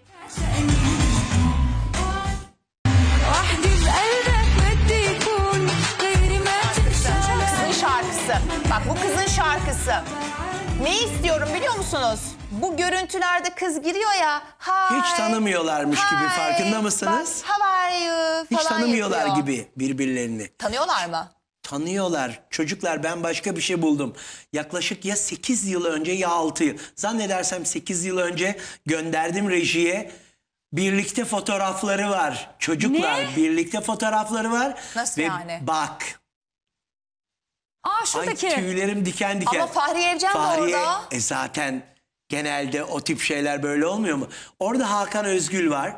O da çok ünlü bir menajer. Eski Serdar Ortaç'ın menajeri ve daha sonra bir sürü ünlünün menajeri. Serdar Ortaç'ın o kamyon kızlarla gezdiği dönemdeki arkadaşı ve menajeri Hakan. Yani o Hakan yıllarda tehlike yani da diyorsun. o yıllarda da Ravan'ı o getirtmiş olabilir, biliyor musunuz? Ravan'la Fahriye Evcen'in benzerliğine bakar mısınız? Aynen. Evet, çok Bu benziyorlar. arada başka bir ek bilgi veriyorum. En güzel Müslüman kadın starlar arasında Ravan 3. seçiliyor. Fahriye Evcen ise 10. seçiliyor Arap dünyasında. Of, sen neler bulmuşsun böyle? Düşünebiliyor musunuz çocuklar? Bak ne kadar genç Ay, Burak. Bir dakika, o Fahriye mi? Hayır, o Ravan olması inanılmaz lazım. Birbirlerine gerçekten çok benziyorlar. Evet. Şimdi bu çok eski fotoğraflar değil Tabii, mi artık? en az 10 yıl, 8 Bak, yıl. Fahriye, seslenelim buradan. Yani. Şimdi herkes kendi kocasını bilir. Ekrandaki izleyiciler ne görürlerse o kadarını biliyorlar. Farkında mısınız? Hiç tanımıyor gibi yaptılar birbirlerine merhaba İşte derken onu şeyde. demeye getiriyorum. Fahriye dikkat et. Başka bir şey söylemeyeceğim. Şimdi bu tekrardan yeni hani fotoğraf çektirmek için $8.000 verdiler ve fotoğraf çektirdiler haberimizle ilgili. O Ravan'ın içeriye giriş görüntüleri var ve hi, how are you yaptığı ve Artu'nun da bak burada birbirlerini tanımıyorlar ve ilk kez tanışıyorlarmış Tabii, gibi bir hi, how are hali you? var dediği ve ekranlara taşıdığımız. İnsan birine gelmişsen ben seni görmüşüm. Hi Hande, how are you deyip Tanışıyorsak öpersen daha ya bir şeydir, öncesinde, değil bir şeydir mi? yani, Doğru anladın söylüyor. mı? Evet. Hiç tanımıyor ayağına. Hi, how are you falan filan. Hemen Excuse Burak me. Özçivit de hi, how Aynen. are you falan yapıyor. Bir tane şey vardı hani böyle çok sosyal medyada akım olan bir görüntü. Karı koca ya da sevgili çiftler yolda ilerlerken Ay evet, çok karşıdan güzel. bir kadın geliyor mesela, yere böyle çantasını düşürüyor. Adam o çantayı alıp mesela kadına veriyor. Kız da böyle şey yapıyor. Thank you yapıyor. Ondan sonra Thank you? bütün devam eden karı koca arasındaki ilişkilerde de kadın hep böyle yapıyor. Thank you. Thank you. Buradaki görüntü de hi, how are you? Bak, kadının yürüyüşündeki Fahri- ağırlığı. Yani böyle şey gibi Bak, değil. Ravan Biz da olsak hiç- şey gideriz. Geldim falan. Ben Hani, Instagram'ında Ravan'ın da 7.600.000 kişi takip ediyor Ravan'ı. Fahriye kaç kişi? Merak ettim, merak ettim. Koymamış. Yani daha Ya. önce koyduysa bilmiyorum storiesine. Şu andaki ne storiesinde $8.000 verip de çektirdiği fotoğrafı mı paylaşmamış? illaki paylaşır değil mi ana sayfada 13 insan? milyon. Burak gibi bir Bir adam. erkeği ne kadar kısıtlarsan veya bir kadını ne kadar kısıtlarsan o insanı o kadar dışarıya sevk Hayatım, edersin. kapı arasında bile sohbet eder o kişiyle. Sen eve kadın soksan da sokmasan da o Hiç, adam bu hiç, sefer hiç. ne yapar biliyor musun? Sen eve kadın sokmazsan o adam der ki bak böyle bir sektör var. Ben işte beni seven İmza hayranlarla ayağına. imza ayağına o geceyi beraber de peki- geçirirler. Senin ruhun duymaz. Bu kadar Bak, ruhun duymaz. Peki bu kadar kıskanç Fahriye Evcen'den bahsediyoruz. İşte onu anlamadım. Nasıl izin veriyor Para. bu 80 kadınla yemek yemesine? Para. Hayır. Şu anda iş para gibi gözüküyor. Ne peki? Belki de zaten Burak çapkınlık yapmak için bunun altında para diye, anladın mı, olayı paraya getirip özgürlüğüne kavuşuyor zaman zaman. Demek ki Fahriye Evcen o kadar pres yapıyor ki evde. Yapıyor. Bir de 2 çocuk var zannedersem. Evet. Zaten bunalmış bir koca var. Evet. Zaten 7/24 dizi çekimlerinde ve kendini tak diye Arabistan'ın çöllerine, tak diye Küveyt'in güzel doğasına, kadınlarına. Bak şimdi bu evli olmasalardı, ikisi Bak, bekar bu- bir çift bu olsa büyük patlayan bir olay. Bak, sevgili olsaydı benim Burak'la ilgili yorumlarım var bu arada. Ama benim evlilik kurumuna saygım sonsuz. Çoluk var falan. O yüzden bildiklerim hep bende. Ama Fahriye dikkat etsin. Öyle imza ayağına, bilmem ne ayağına bıraksın bu Çok işleri. andırmıyorlar mı birbirlerini? Evet, birbirlerine Acayip gerçekten aynılar. çok Bir kere- benziyorlar. Bak, bir kere senin kocan, sen kocanı başkasının elinden almışsın. Ceylan Çapa'nın elinden almışsın. Biliyorsunuz Çalıkuşu dizisinde beraber oynadılar. O sıra Ceylan Çapa ile beraberdi. Evet, Ceylan Çapa da hep sete giderdi. Hep sete giderdi. Fahriye potansiyeli vardı çünkü. Sen çok affedersin derler ya, malımı ben bilirim. Hani malımı ben bilirim. O yüzden İşte ne kadar malını bilsen de fark etmiyor gördüğün gibi. adım yapısı bu. Seni bırakırsa bugün o kadını bırakırsa yarın seni bırakır. Ben öyle bir şey asla demiyorum. Çok da güzel bir evlilikleri var.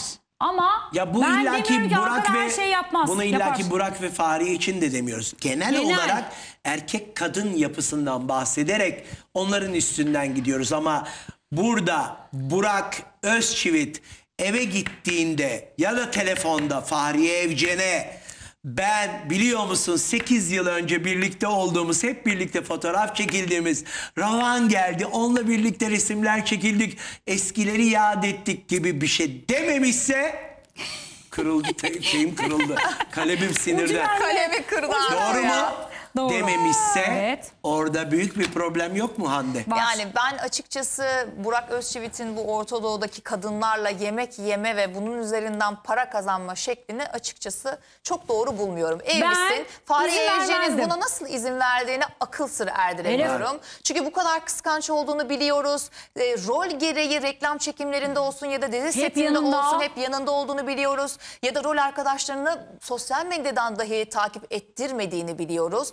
Senin iddialarına göre eve çok kız arkadaşını almazmış, sokmazmış. Asla. Peki bu kadar public, bu kadar toplumun önünde yani işte yok 80 tane kuvvetli zengin kadınla yemek yedi. Yok bunun işte Arap ülkesine gitti orada bilmem kaç bin Arap, tane kadınlarla İsrail, bir araya bura geldi. biliyorsun devamlı bu toplantılara gidiyorlar hepsi ünlüler. Tamam para kazanma yolu o 10 numarada para kazanma yolu hayırlı işler falan da yani burada ya bir gün şeytan 4-5 doldurur sene abi. önce, Bir gün şeytan doldurur abi. 4-5 sene önceki haberlerde de Yani. konuşulduğu gibi aşkım kapışmak atmıştı bu pası aslında. Söyle bakayım. Hani açılırken söyledim ya bunu bir erkek değil de kadın gidip de 80 tane işte Arap şeyhiyle yemek yese bugün toplum nezdinde nasıl konuşuluyordu? O kadın nasıl yerden yere vuruluyordu? Tabii ki öyle. O yüzden kusura bakmayın bunu güzelleme yapamayacağız. Bunu övemeyeceğiz. Vay efendim ne kadar güzel bizim ülkemizin yetiştirdiği bir oyuncu işte Orta Doğu'da nam salmış kadınlarla yemek yiyormuş. Ben bunu anlamadım. Ben bu de mantığı anlamış değilim. En başından beri anlamıyorum.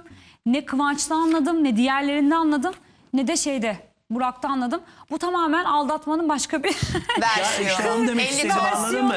Yani evden kaçmanın ayrı bir versiyonu. Özgürlüğün. bu işleri arkadaşlar. Ben dediğim gibi eğer ki sen Fahriye Evcen'e bunu söylemedinse telefonda ya da Türkiye'ye geldiğinde burada büyük bir sorun var. Hele Burak Esmer seviyorsa. Ya büyük bir sorun var. Burak Babyface seviyorsa. Düşün Arap aleminde 3.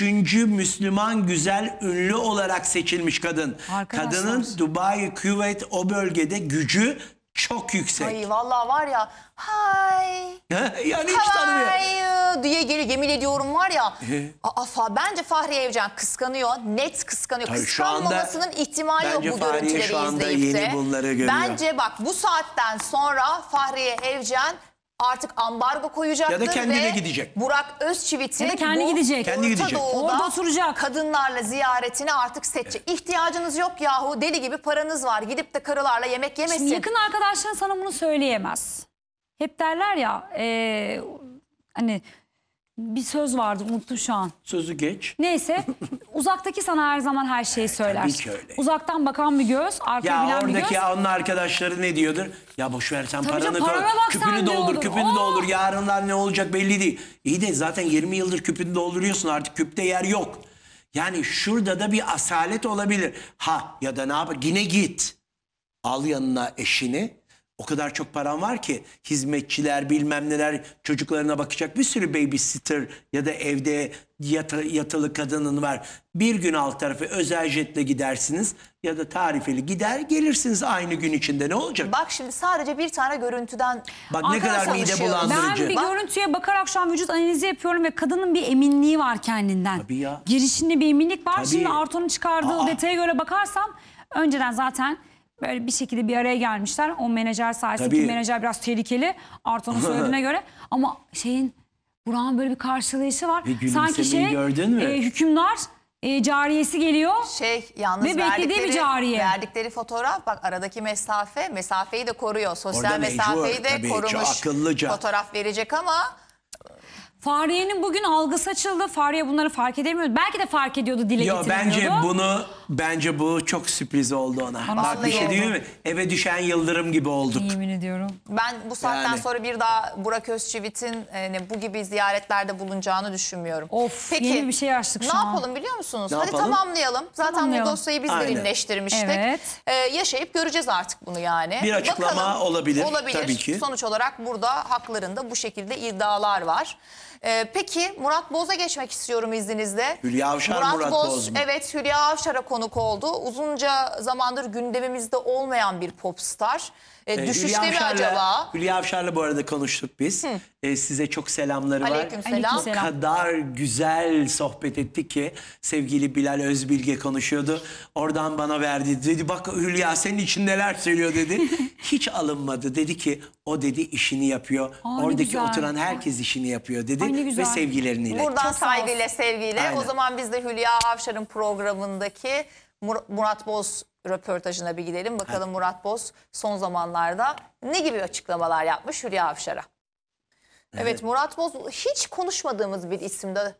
Yani bu zamana kadar Konuşmuyoruz. kaç aydan beri buradayız? Tek bir Murat Boz haberi girmedik. Ne bir ilişkisi, ne bir aşk hayatı, ne bir iş hayatı. Hiçbir şekilde gündemimizde yoktu. Ta ki Hülya Avşar konuk alana kadar. Hatta bu konuk aldığı programda gündeme tek düşen ve aslında konuşulan neydi biliyor musunuz? Murat Boz'un Hülya Avşar'a sorduğu senin beğendiğin bir isim var mı Evet. dediğinde Mert Demir'den o eğer manşet Serenay olmuştu. Sarıkaya eğer alınmazsa Mert Demir'den hoşlanıyorum yanıtı. Şimdi Murat Boz, bence Murat Boz'un mutlu olmamasının sebebi bana göre ben biliyorum da Söylesene. söyleyemiyorum. Neden? Murat Boz bir kere en büyük kaybı zaten Aslı Enver'i Kesinlikle. kaybederek. Yani Ama eğer ona ki göre kayıp mı? yani bir kadından hoşlanan birisi ise yani en büyük zaten kaybı Aslı Enver. Aslı Enver'i 7. kategoride dediğimiz insanlarla aldatması, o kadar güzel giden bir ilişkiyi Evet. Aslı gibi Mahvetmesi. güzeller güzeli, Evet. kalbi dünya güzeli. Yani bize geçen tümüyle bu. Sadece güzel ve iyi. Her şeyin iyisi geçiyor Aslı ile ilgili. Tabii ki rezil rüsva olması Murat Boz'un. Tabii o günden sonra bak bir kadının ahını almayacaksın. Almayacaksın. Bak hala aşkı arıyor. Tek bir hata. Hala aşkı arıyor. Bakın tek bir hata. O Candan kardeşlerle geçirdiği o gece ne kadar çok konuşulmuştu. Gündeme bomba gibi düşmüştü. Bu mu ya demiştik. Gerçekten bu kadar mı? Bu kadar mısın? Bu kadar mı doyumsuz ve açsın yahu? Candan kardeşlerle senin gül gibi sevgilin var Aslı Enver. Ve onu onlarla aldatacak kadar, onlarla bir gece geçirecek kadar mı? Ve Aslı Enver'i kaybettikten sonra Murat Boz'un kariyeri düşüşte. Ne ilişkisinde bakın verdiği röportajda bile yüzünden düşen 1000 parça. Aslında hepsinin kariyeri düşüşte biliyor musun? O mevzuya bütün Aslı ile ilgili o mevzunun içinde olanların hepsinin kariyeri düşüşte. Candan kardeşler mahpushanede İbrahim ya. de. İbrahim. Ha, o üç da. adam. Hep Eser. tabii. O gece Üç onlarla adam mı birlikte. kaldı? 3 adam mı kaldı? 3 adam kalmadı ama eser Yani. yenenleri ben burada Yani. tenzih ediyorum. Ama ben- Onlar Berfu karısıyla birlikte Aynen. çok güzel işler çıkartıyorlar. Yani tek tek de talk show yapıyorlar. Birlikte de artık hani TV8'de bir yarışma Ama programları yaptıkları var. gösteri tutmuyor. YouTube'da bir şekilde ilerliyorlar. Ama yapıyorlar. Onlar dışarıda da yapıyorlar. Yapıyorlar. Ama dolduramıyorlar salonları. Ha, şu beraber karı koca yaptıkları işten mi bahsediyorsun? Evet, Onda o ben de kadar öyle çok biliyorum. bilgim yok ama dijital Benim var. platformda ya da ekranda yaptıkları hem talk show olsun hem de yarışma programları Eser Yenenler burada üreten taraf oldu. Onun haricinde de aslında Ama İbrahim Eser- zaten İbrahim var, evet. film Eser yapıyor. yakında buraya konuk gelir. Acun'un bütün ekibi geliyorsa Eser de Tek gelir tek diye gelirler. düşünüyorum. Tabii Evet, çünkü evet, kesinlikle. Sonuçta onlar jüri Kesinlikle. arkadaşı biliyorsunuz. Evet, evet. Ve Acun'un bütün çevresi şu an burada. Sabah Tümer'de de Acun'un çevresi orada. Birbirlerini destekler normal. Bir enerjisi yok ama Murat Boz'un burada. Peki bir böyle Murat Boz tükenmiş gibi- Ben videoyu sendromu. izledim, hiç enerjisi Bu yok. kadar mi? yakışıklı bir adamın devamlı müzmin bekar gibi olması burada başka bir şey mi var Vallahi yani? işte Aslı Enver'den sonra dikiş tutturamadı. Benim şahsi Şarkıları görüşümdür. tutmuyor. Şarkı yapmıyor ki. Bir iki tane yaptı. Bir iki Hiçbir tane bir şey şey yapmıyor. yaptı. Yapmıyor yani. Ve sunucu olarak da kaldı biliyor musun? ne Sunucu kötü değil, bir şey. jüri üyesi. İşte anla o anlamda Aynen. sunum. Bir Hatta- Acun Ilıcalı'nın yaptığı programda O Ses Türkiye'de Aynen. jüri üyeliği. Orada gerçekten ama şey böyle hani Ama sempatik hayır. götürüyor o dişliği. Tam eskidendi. Bak Hadiseden önce ve hadiseden sonra diye ben O Ses Türkiye ayırırım. Bak o da doğru. Evet bak Hadise de oranın neşesiydi. Şimdi Hadise Çünkü oradaki ikisi stardı. de evet çünkü show girl. Evet. Show girl olmak Murat. başka bir şey. Bilmem ne diye Aynen. Acun diye Hadise götürdü Çünkü oraya. birisi güzel kadın, birisi yakışıklı erkek. Ve- İkisinin birlikte paslaşması çok tabii Aradaki ateşli. enerji. Arkada seyirciler sadece paslaşmayla kalmadılar bu arada. Çok kısaca. Maşallah Hadise de yani Ya, bu bizim köyden değile kadar geldi herhalde. neyse Murat Boz'un ben bu videosunu izledim. Hiç Murat Boz eskiden Murat Boz'du. Bak Gerçekten. Boz'du. Ki diksiyonlu hata bu böyle uzatmak ama böyle abartarak söyleyeceğim. Ama eski tadı kalmamış. İzledim. Murat- Hülya Avşar bir şeyler çıkartmaya çalıştı ama Murat çok sıkıcı bir yayındı. bozdu. Murat biliyorsunuz aslında Tarkan'la yetişti. Tarkan'ın vokaliydi biliyorsunuz. Evet. Ve çok da iyi gidiyordu sonrasında. Çocuklar bu jüri üyeliği öyle tehlikeli bir şeydir ki Allah Allah. bütün enerjini, asıl yaptığın işin hepsini yok eder. O süreçte şarkı falan yapamıyor musun yok mesela? eder, yok ediyor. Çünkü jüri üyeliğinde eğer ki popüler bir program sunuyorsan sen artık sunucu olarak kalıyorsun. Bir jüri üyesi olarak kalıyorsun. Şey gibi Survivor'a katılıyorsun da ondan Hiçbir sonra şey işte olamıyorsun Survivor ya. Sercan oluyorsun. Evet, ve hiçbir şey de olamıyorsun. O başka bir şey olmuyorsun. Doğru bir analiz Etiket biliyor musun? Evet. yapışıyor Çünkü sana. Survivor'dan sonra bir şey olamadı. Evet olamıyorlar. Bak olması lazım. Ay yüzlerce- Survivor diyorum. O Ses Hepsi Türkiye'den Survivor, sonra. O Ses, o Olması, bu. bak Acun gibi bir ekiptesin falan. Tabii. İşte. Her hafta izlenme rekorları kıran bir Evet. platformda sunucusun. Ya var ya trilyonları gündeme Uçamadım. getirebilirsin. Reklam anlaşmaları var Murat Boz'un. Yine bir markanın reklam yüzü olarak boy Yakışır da, gösteriyor. yakışır. Hayır, tamam parasını kazanıyor mu? Kazanıyor. Ama hani bir şarkıcı olarak tanıdığımız Murat Boz artık bir oyunculukta şansını deniyor sürekli. Burada da Hülya Avşar'da bahsettiği yeni bir girecek Kimlik, olan bir evet. Hani İkincisi galiba geliyor. Evet evet. Sinema. Yine bir oyunculukla göreceğiz Murat Boz'u. Ha oynuyor mu? Oynayamıyor. Bak şimdi. Ama Tuğba zaten Büyüküstün'le oynadığı çok oynadı. Aslı önemli. Enver'le yine birlikte Burak Özçivit'le oynadı. Ya şey yok oyunculuk Ama onlar yanı zaten yok. light, orada oyunculuğa da gerek yok. Ay, Çünkü gerek yok da değil kötü. mi? Yaz Kötü. şeyi gibi Kötüydü. böyle. Kötü hocam. Evet. Kötü yani. Kötüydü. Hani sırf sen orada Murat Boz'sun diye. Hani orada jön yakışıklı adam verelim komedide işte romantik komedi zaten yer. Çok da oyunculuğa gerek yok ama o da Eser olmuyor. diyoruz. Eser komik bir adam. Üç adam sayesinde tanımayan Türkiye'de insan kalmadı. Gösteri yapıyorlar. Gösteri salonunu dolduramıyor. İşte başka bir şey. Murat Boz mu Başka sinema bir şey. salonunu dolduracak? Bırakın bu işleri. Öyle isimli olmuyor bu işler. Ha Murat Boz'u çok seviyoruz. Ben şimdi YouTube yorumları bir daha gözden geçirdim başlamadan önce VTR Ama kısmında. bana göre kusura bakmayın. Ediz'den çok daha yakışıklı bir adam. Ha. Ya Bak. nereye Öyle değindin şimdi karşılaştırdın. ya? Ama hayır şu anda zaten yakışıklı erkek şarkıcı yok. Ya ben artık yakışıklılık Yakışıklı falan erkek kesin. şarkıcı yok, Neden farkında biliyor mısınız? musun? Yani evet. Şu an bizden bak erkeklerin Instagram postlarına bakın. Şimdi Evet. benim bütün takipçilerimle ben konuşan bir insanım. Herkes diyor ki bazen abla diyorlar bazen Yağmurcuğum diyorlar. Adam benden süslü. He. Ben istemiyorum diyor. Evet, işte ama Herkes yeni- zaten böyle bir yanı dişi enerjisi yüksek bütün erkeklerin. Ben istemem dişi enerjisi yüksek bir Katılıyorum. Ben isterim 200-300 Katılıyorum. tane takipçisi olsun. Bak, 30 bin sen kimsin Katılıyorum. ya? Ama siz 35 Sen sıradan bir insan olarak 35 ve kimsin? üstüsünüz.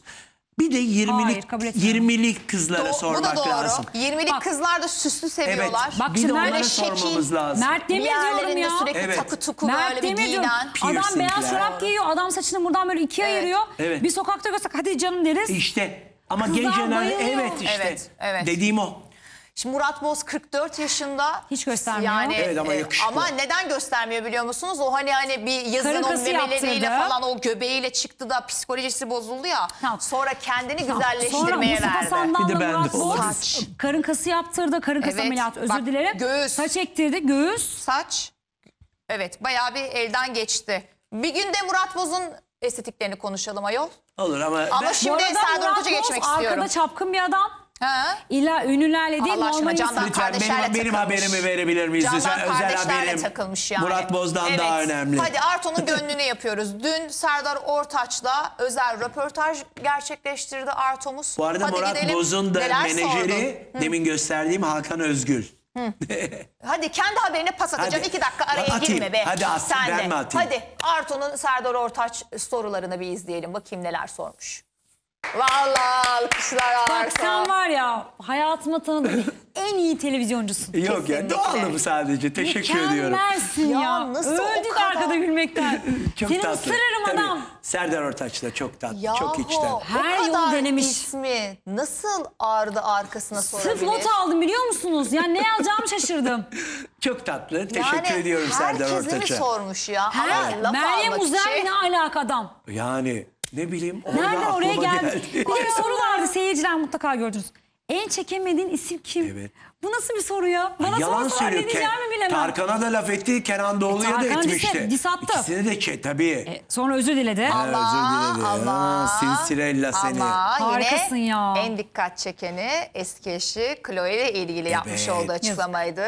Kısacık bir reklama gidiyoruz. Aa. Ardından Serdar Ortaç'ın eski eşi Chloe ile ilgili yaptığı açıklamaları da yine Arto'ya soracağız bakalım. Hadi bakalım. Reklamdan sonra önemli kaçış. Arto Dalga'nın özel Serdar Ortaç röportajıyla reklama gitmiştik. Teşekkür Chloe ediyorum. ile ilgili çünkü o kadar çok ismi sordun ki sormadığın kimse kalmamış. İnanılmazsın Hani ya. en son Beyoncé falan Jennifer Lopez'e gireceksin Çünkü yani. kısıtlı bir vaktimiz vardı. Ben de Evet. bizi düşünerek yani hemen starlardan, ünlülerden sormaya çalıştım. Ama Chloe'yi korudu. Evet, Chloe'yi korudu. Adam Enteresan. işte. Çünkü Adam işte. bir tek ona aşık oldu Adam işte. çocuklar. Bir tek ona aşık oldu. Erkek dediğin kadının ne yaparsa yapsın onun arkasından konuşmamaktır. Kesinlikle öyle. Cem Yılmaz gibi sürekli eski Hayır. karısı, eski sevgilisi gönderme, stand-up gösterilerinde diline dolayıp öyle komedisine alet etme o değil. Sen onunla bir kadınla bir birliktelik yaşamışsın. Bitti. Onu eskide mazide güzel anıp Bitti. bırakacaksın. Çünkü Bitti. herkes hayatına devam ediyor. Aynen. Sen onları diline dolarken hayatlarında ya kocaları var ya sevgilileri var, başka insanlar varken sen bu kadar onlarla yani geçmişinle alakalı bu kadar çirkin Hoş bel altı olmuyor. vurman hiç hoş değil. Şey çok güzeldi. Seni alkol yakalayacağım demesi Evet. var. ya. Bir de diyor ya alkol almıyorum. Bu İçersem arada ölürüm. çocuk olayını ben Serdar'a da sordum. Onu vermemişiz herhalde. Diyor ki ben zaten 55 yaşındayım. Çocuk Ah doğacak canım. diyor 60 olacak. Ay Doğru. ben zaten kendime zor bakıyorum Doğru. diyor. Evet, o Bilmem ne. duyguyu Zaten tadamayacak. yalnızım diyor. Bakamam diyor şimdi çocuğa. Ondan sonra da Chloe mevzusuyla da işte konuştuk. Chloe zamanında da aslında o istemiyordu. Sen Sinsirella. Serdar Yalanla mı? oynama tabii. Aslında o istemiyordu. Aslında Chloe hep istedi.